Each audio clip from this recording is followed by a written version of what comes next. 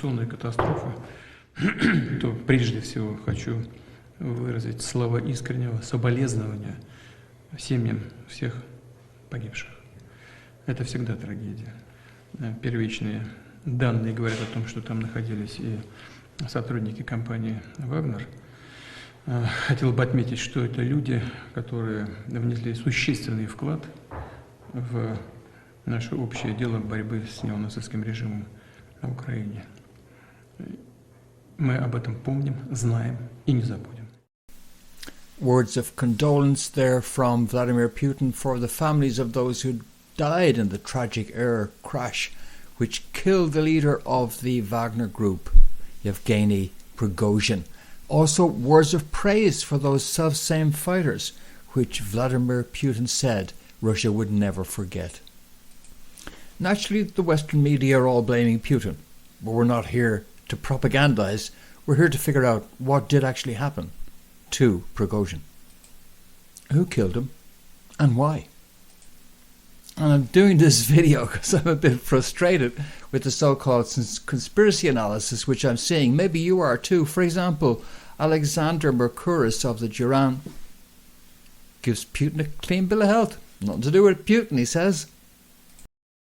Why, it's all but inconceivable that Putin himself would have been involved. So I don't see that Putin had a compelling motive. Prigozhin was not a threat. Prigozhin was not someone that Putin needed out of the way. Well, excuse me, Alexander, I beg to differ. I think there's lots of reasons why Putin wanted him out of the way. And not just Putin, but the Russian state. And I'll lay those out for you. But his colleague Alexander Christoforou was equally puzzled, or certainly misdirected. Couldn't figure out whether it was the Americans or the Brits or the Ukrainians, or maybe it was Prigozhin's former business associates. And yeah, it could have been the KGB and it could have been Putin, but who knows?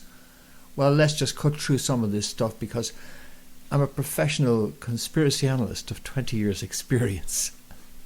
An amateur. So let's just start, for example, with getting rid of all these things about missiles and external forces being involved, because that certainly couldn't be the case. You see, although this graphic shows that on his return trip from Africa back to St. Petersburg, Prigozhin's plane had stopped initially in Moscow, doing a layover or stopover there, and then proceeding on to St. Petersburg. But in fact, there were two planes in the sky with Wagner people in them at the time, not one. And one of them had Prigozhin and his main military, he was the public face, the military leader was with him in that plane, it appears. And the other plane was also full of Wagner leadership. So if there are two planes full of Wagner people in the sky and you're using a missile, you're going to have to use more than one missile. You're going to have to take both planes out because you can't hit the wrong plane and leave him alive. Duh. So therefore all that's out. Therefore you had to have being able to have intelligence on the ground that would identify which plane he was in, and that means Moscow as the location for your operations in order to have that level of intelligence to determine exactly which plane he was in and to be able to target that plane unambiguously on the ground in Moscow. So that's where our analysis of this begins as we look at the real perpetrators of this, which takes us to means, motive and opportunity. And let's just take a look at the motive here now in a little more detail. This is just before the tragic crash. He put out a video, Prigozhin did, Wagner making Africa even more free, says Prigozhin in first post-rebellion video. Says his group is recruiting. And that isn't his first involvement in the issue of Africa. He spent some time down there. And in fact, he spent time in St. Petersburg back in July when he attended a hotel which was being used for a Russia-Africa summit event in St. Petersburg in July, where he hung out with African leaders. I thought the dude was banished to Belarus. He's touting for business in Africa at a conference taking place in St. Petersburg. And of course that was the Wagner base of operations. The HQ was in St. Petersburg, but he was banished to Belarus. But it's not just this. He was going all over the African zone. And even back then, he was, according to reports, making contact with the Central African Republic and Mali, as well as, of course, with officials from Niger, where we recently have had a coup take place. He was out there and he was touting for business across Africa, folks. And he was touting for business independent of the Russian state. He was out there ready to do business. But this is a theatre of operations, which is a Russian geopolitical theatre of operations. And it seems to me he was setting himself up as a mercenary operator in that zone of operations, with no loyalties, it seems, to Russia. It's also another reason why you can rule out anybody else taking him out, because this guy was being such a thorn in Russia's side that the best thing to do was to leave him there to be that thorn. So he needed to be removed, and in fact he's not the only one, because just days ahead of this tragic air crash, Russia removed Sergei Surovikin as head of aerospace forces, and he was not seen in public since that mutiny which Prigozin had taken part in, and he was in fact arrested and interrogated, put under house arrest for his potential role as an ally in this, and whether he was involved and or had foreknowledge of this stuff taking place in advance.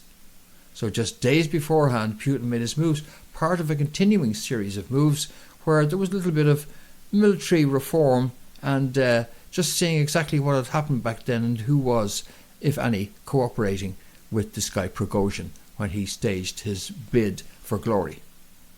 So cleaning house is the order of the day, and to me that's like plenty of motive is lined up there. Now we just have to turn to means and opportunity. And he may have been a rough and ready kind of a character in presentation, but he knew how to travel in style, and this was the style in which Prigozhin was travelling in that plane in those final moments of his life, which was an Embraer 600, and as you see here, it has quite slim structure there. You see the slim wings? And we do have reports that it looked like it had lost one of the wings as it was coming down. So that's quite possible. There's another look at this craft. You can see this is one of those where you get the wings that just bend up at the tip. It's part of giving more stability to them. And you see the two engines on board, close to the fuselage at the rear. And just above them is all the rear air control surfaces in the tail of the aircraft. Just showing another look at it there. And you can see the relative position of all that. You see how relatively slim those wings are. And some of the speculation which is going around indicates that, okay, if it lost a wing, then perhaps it lost a wing because a bomb was placed inside in this compartment where that wheel retracts into, and that's what took down the plane. But look a little bit more at this, because there's another possibility here as well. You see, we also have reports that it wasn't just a wing which came off. We've also reports that the tail of this plane came off also. How could that happen? Well, it could happen if there was an explosion in one of those engines at the rear, and it would take out, if pieces came out of the engine, could potentially take out large chunks of the rear of that aircraft, including the air control surfaces, putting it into a significant nosedive all of a sudden. However, Aviation Safety Network, which is a reliable source at least, is certainly summarising and reporting that the tail section of the aircraft was located in a field away from the main wreckage, and it seems that it was relatively proximate to the main wreckage. That would indicate that the wing was probably what came off first. That was way back and is nowhere near the crash site, and the tail section it was which came off subsequently due to the pressures on the airframe because of the it's coming apart, essentially, the plane, the stresses of the plane coming apart at speed. So it's certainly the case that this pilot managed to maintain control of their aircraft despite losing the majority portion of one wing for many minutes, until it was only in the final stages that there was eventually a full collapse of its ability to maintain any kind of level flight. It was coming down fast, but it wasn't coming down vertically. But in those final moments, it did come down vertically, and we had the outcome that we see. So that's the most likely scenario. And if that's the means, then this is the opportunity. The means is putting it into the compartment here into which that wheel recesses, and the opportunity is when that plane had its stopover in Moscow.